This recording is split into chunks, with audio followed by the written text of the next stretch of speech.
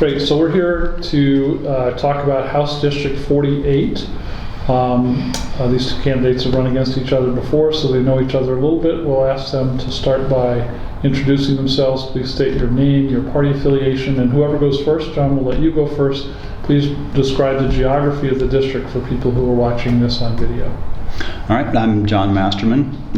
You want me to focus on camera? Just talk to me. Just talk to you, that works.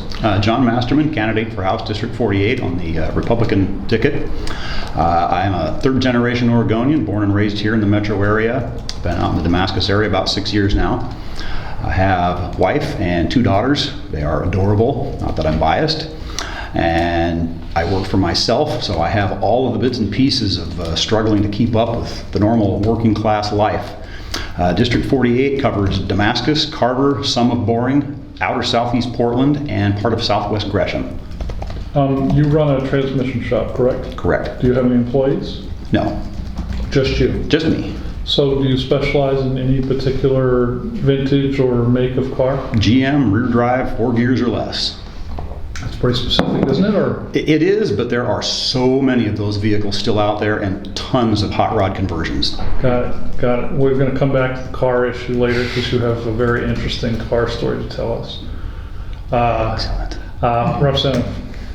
I am Hua Nguyen, and I'm the current incumbent representative for House District 48, which covers parts of East Portland, Damascus, Happy Valley, Boring, Oregon, and the moniker I have for my district is it goes from Kelly Butte to Powell Butte down to Barton and Carver. So that's the best way to describe the contours of House District 48.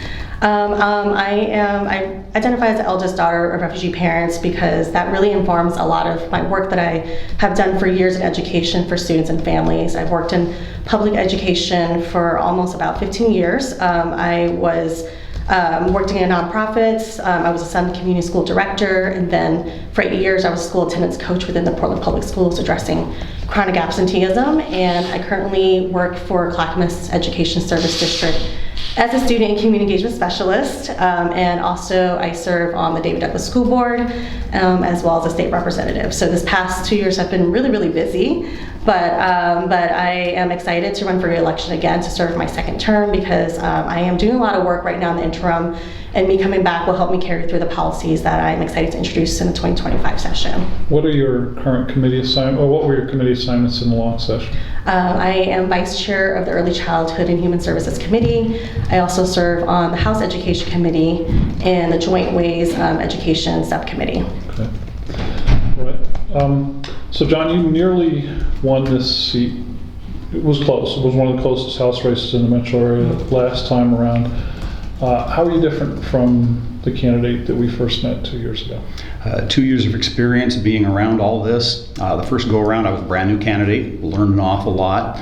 This time around I have a real live campaign team helping with all the behind the scenes efforts, so much better organized, much better information coming in, and again 2 years of running around talking to people. I relate well with what people are out there sharing with me because I live it every day. It's a struggle to pay the bills, I get it.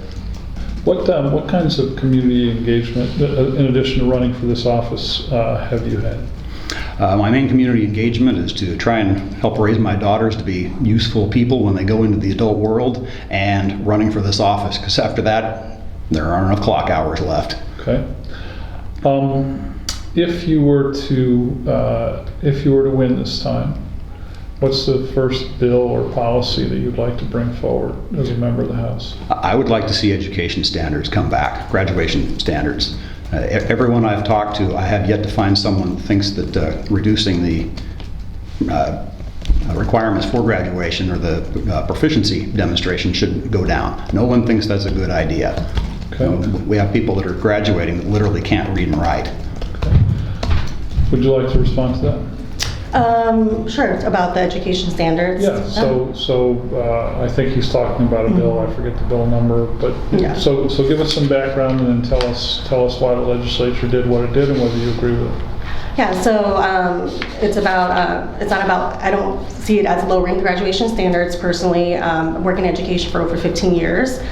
We have struggled with graduation rates for a long time, and so this is about multiple pathways to graduation. So this is including graduation standards for GED, teen parents, also students within special education. We know that there isn't a one route to education, and also the state of Oregon is a local control state, so this is also driven by local control within the school board. So the school board has to vote this policy in to be able to establish a multiple pathway to graduation. So a cynic might say that if graduation rates are relatively low, which they have been for some time in this state, that a way to address that is to lower the standards. So you lower the bar, it's easier to get over the bar. But you're saying the legislature didn't, that's not what the legislature did. That's not my personal perspective as a person who's worked in education and served multiple students within different backgrounds and capacity, and whatever supports they may need. And so part of it is just identifying, and the way I call it is like different pathways to be able to meet those achievement gaps. And that comes with support as well. It isn't just like they're all graduating at one. We have to realize that education has shifted in society in so many ways. And so what is the best way to really support that is developing just different equitable access to be able to achieve their goals. And so I think there's a lot of work that needs to be done to be able to meet those standards, but we are challenged with budgets and also being able to pass curriculum effectively within our local school board and jurisdiction. So there's so much connected to it that is, it's not just about getting that diploma, I know that. And so there's so much within the classroom experiences, and also getting the right curriculum. And we know that each school district, there's 197 school districts, and they're all very different in many ways.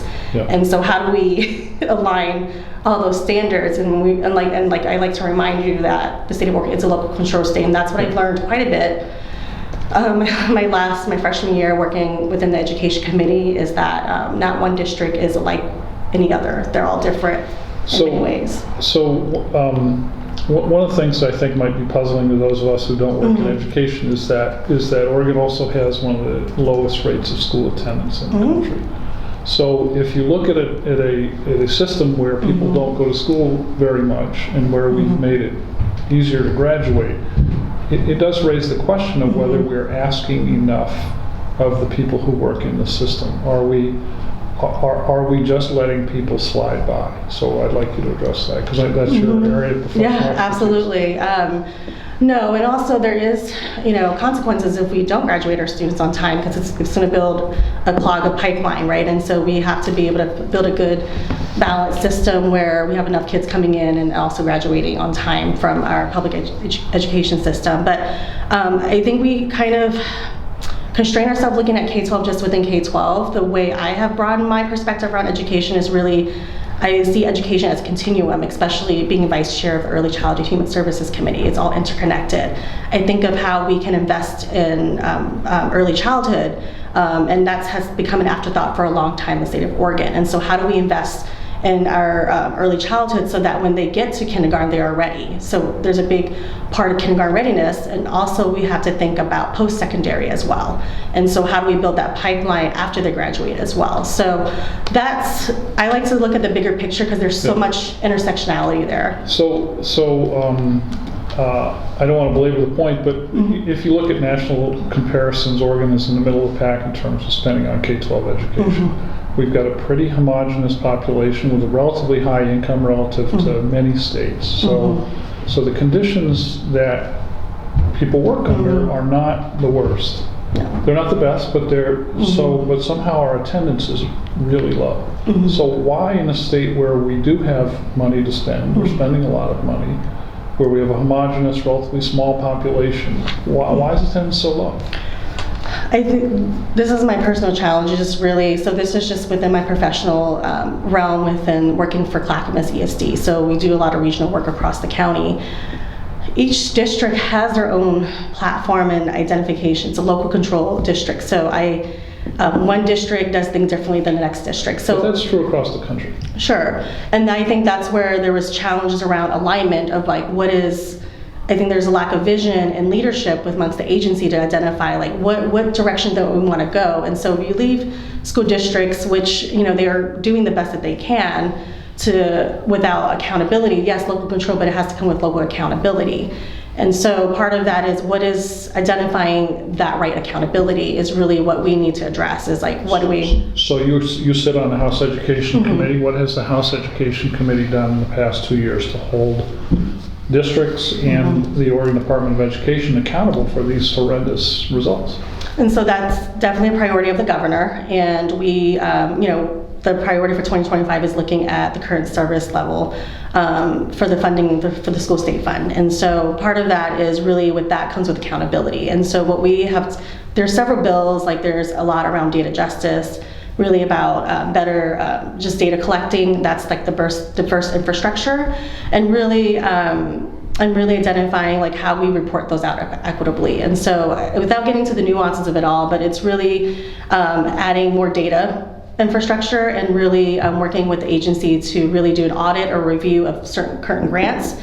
Part of that is also grant consolidation that we need to do, because there's so many grants, and school districts have shared with us that they are feeling fatigued with the amount of grants and initiatives that has been asked of them. And so that's more workload on superintendents and principals and school leaders to really meet those standards for grants. So, okay, let me stop you there and let your opponent jump in if you'd like to say anything on this point.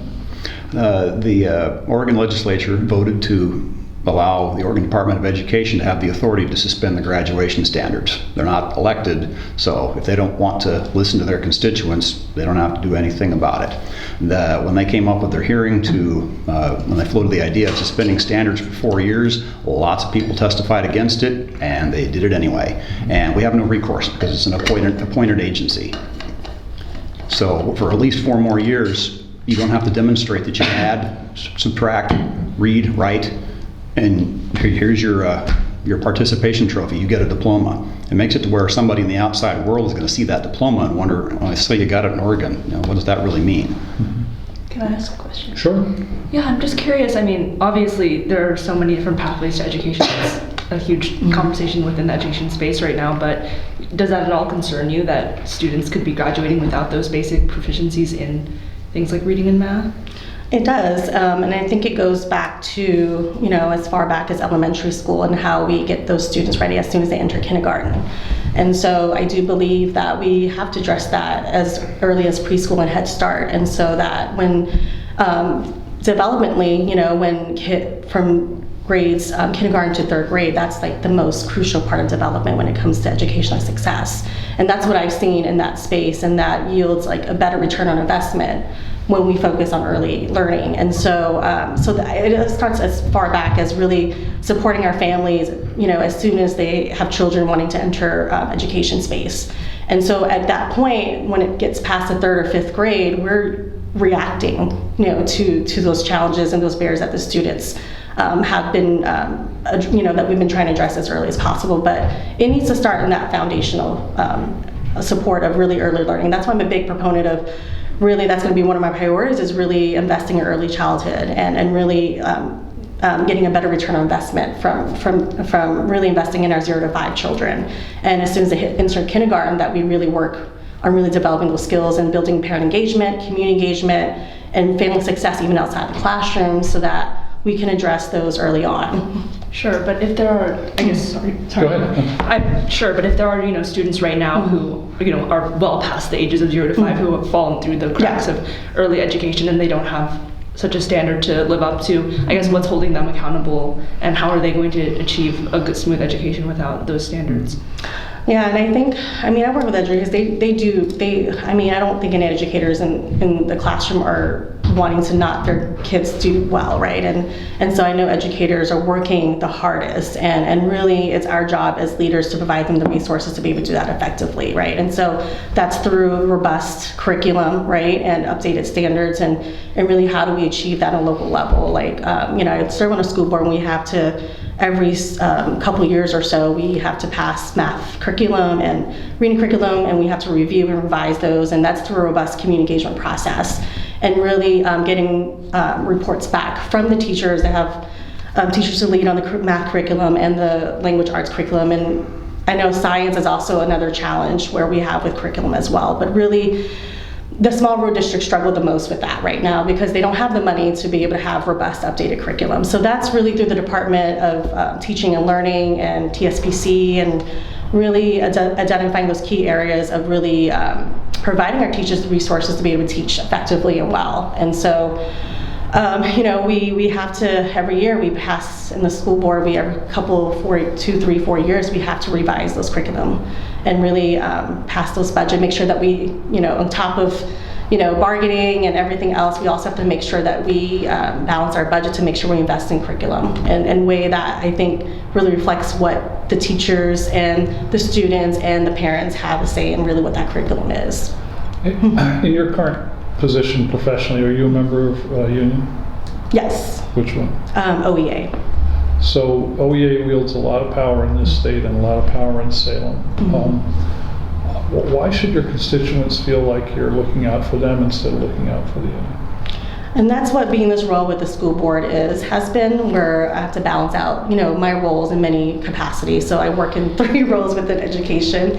And so I've been able to balance out, my role as a leader within the state and also my role as a leader within my local school district. And when I go and work with my school districts within Clackamas County. And so being able to balance the two, and there's times where I have to, take a step back and I'm not an OEA member in this space, and so I felt like I've done a really good job of balancing all my roles and really being able to be open to really hearing both sides, right? And I felt like I've done that really well in my school board role and my legislator role, and really been very clear and transparent about where I show up and how I show up. And Can you give us an example of a vote that you've taken since you entered the legislature where you had to say no to OEA or SEIU or ASME? Yes. So it was about recently. I would say a challenge, and I wouldn't say an exact no, but there was some.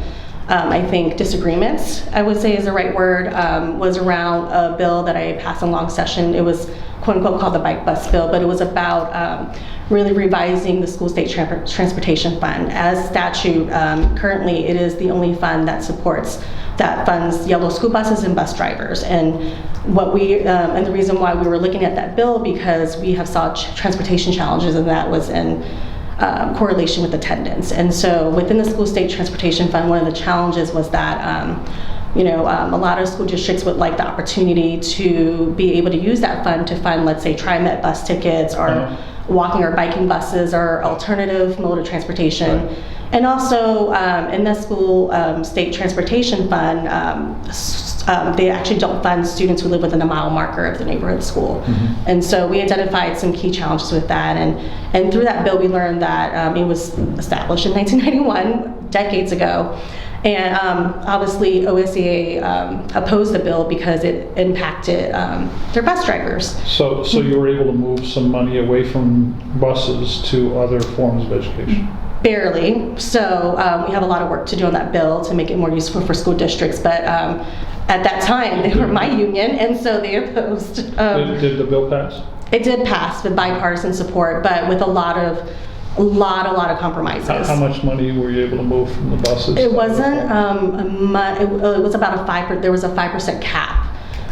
So 5% of the transportation fund. Do you know how much that fund is? It really depends on the school district itself, because it's every school district has different allocation of funding from the school state transportation fund. So PBS has a much larger bucket of money in that than, let's say, a small district out in Clackamas County. And so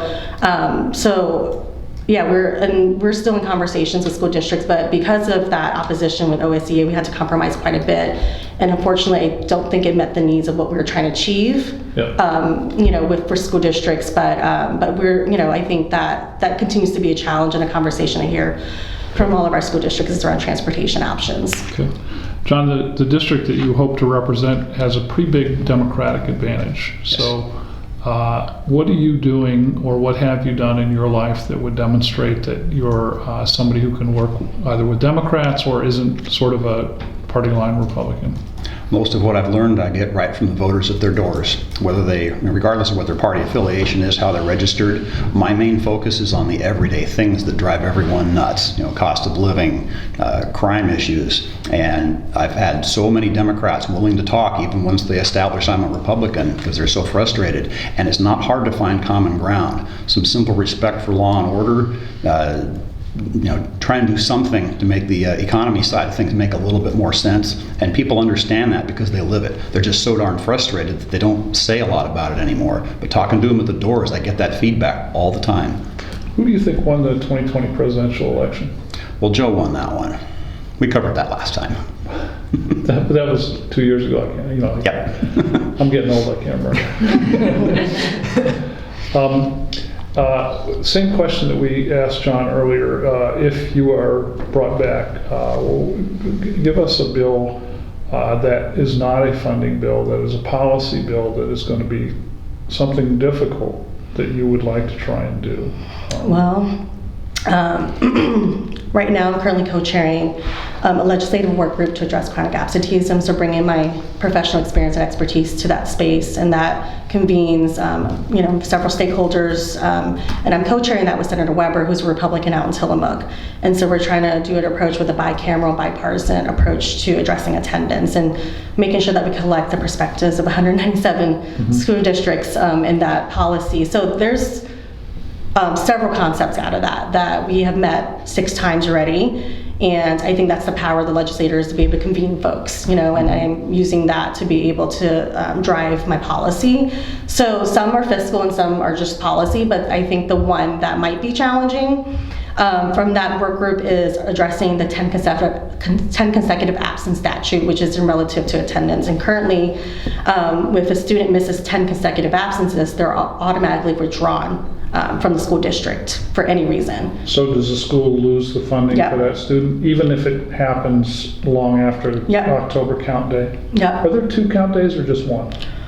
There's one in October. There's one in October where everybody takes attendance and they get funded off that. Is there also a spring day or not? I have to get back to double check. I don't know off the top of my head right now, but there, but in general, because I've heard that some districts, they get all the kids there for count day in October, and then they don't care if kids come the rest of the year or not because they got the money. Do you think that's true? I don't think so, but that's what part of this work group that we're addressing. So that's going to be one of our next month's work group, which I highly recommend you check out. I can send you more information. But we are addressing that with superintendents and with OSA, because they represent school secretaries, because they're the one that drives that policy. So stipulated that there are certain families that have all kinds of challenges, and there are many, many reasons that their kids may not be able to come to school. But clearly in the numbers, there are families who are not similarly afflicted. So what's the single thing that you think districts could do to get more kids to come to school more often? Let's put those special, very difficult situations aside. I'm not saying they're not important, but where you can actually move the needle. It's about the school climate and culture, because at the end of the day, it's one step to get kids in school, but it's another step to get them to be engaged and be staying in the classrooms. And so part of it is really the classroom experience. I have, in my other job at ESD, we have done focus groups and asked students about their about what causes them to skip school or classes. And majority of the theme that we have, that I have heard from students, is really around classroom experiences and the relationship with their teachers.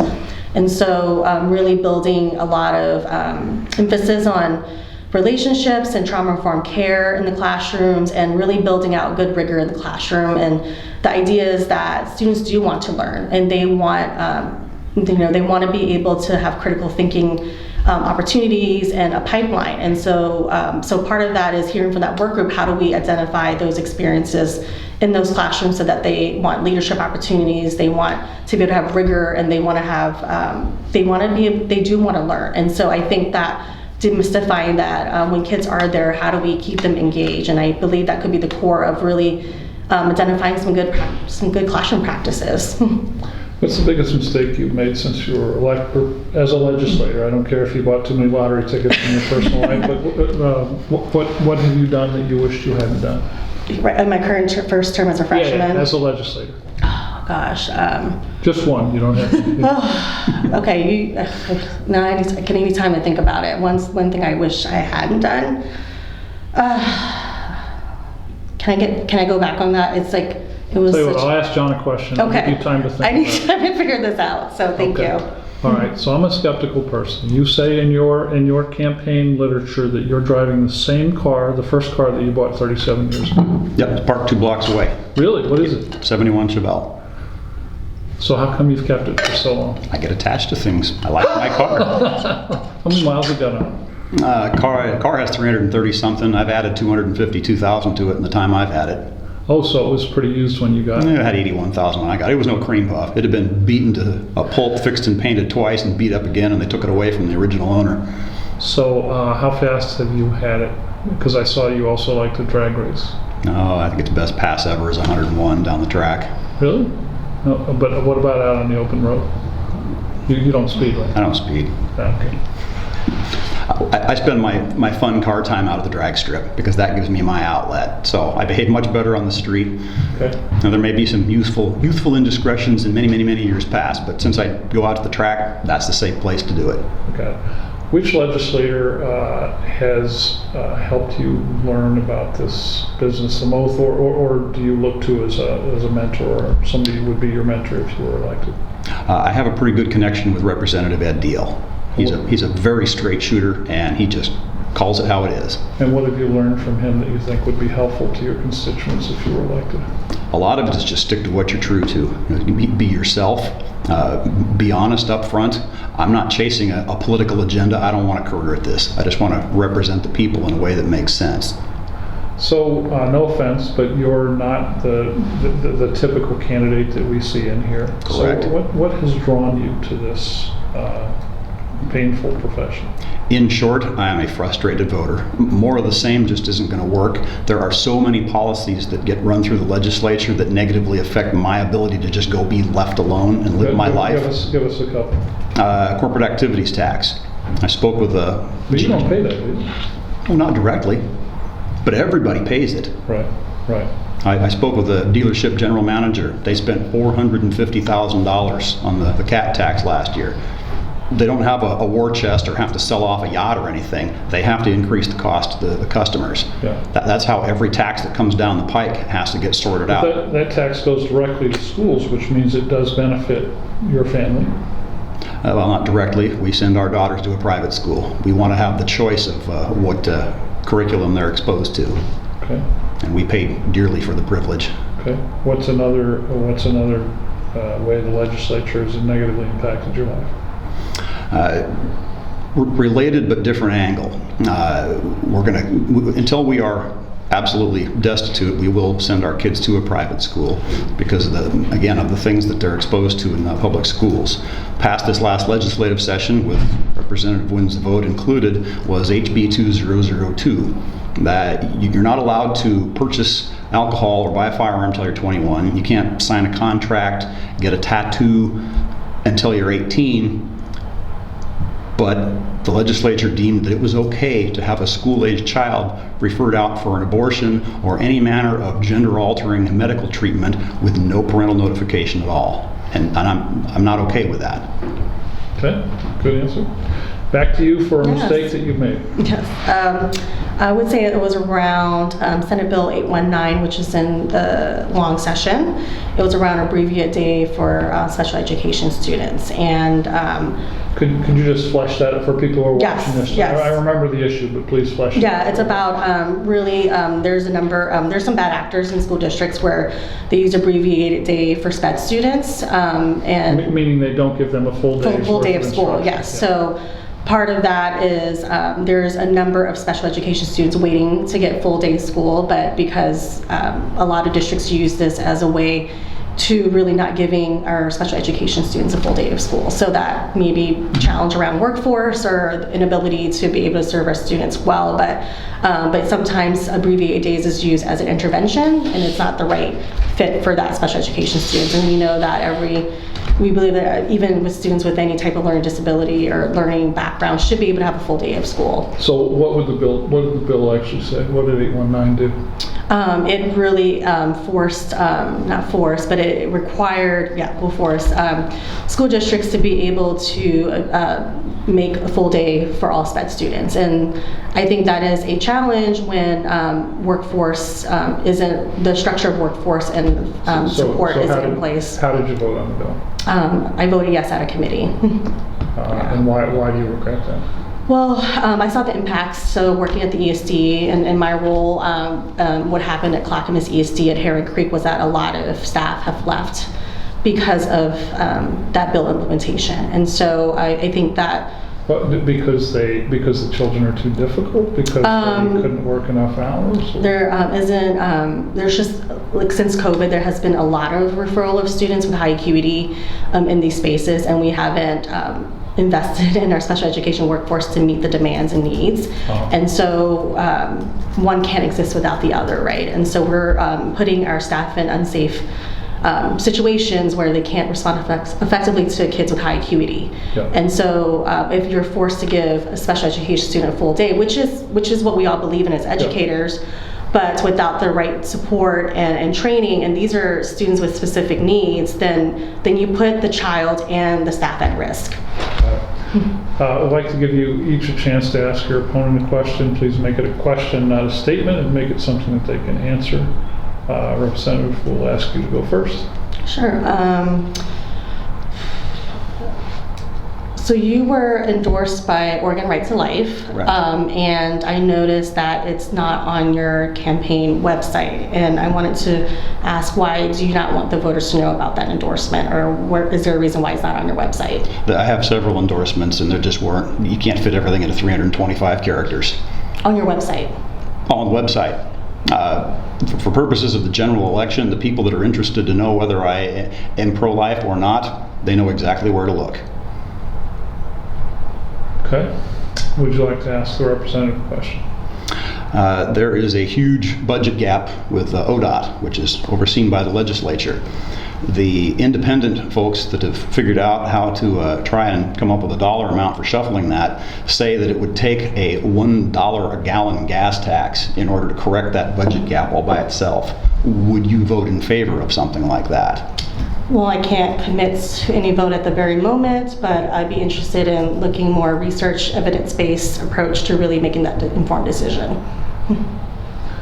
Okay. The last question is the fun question, and that is, what were you known for in high school? I'll give you a chance to go first this time. Just to tell some examples, yesterday we had a guy in here who was known, he stole an El Camino.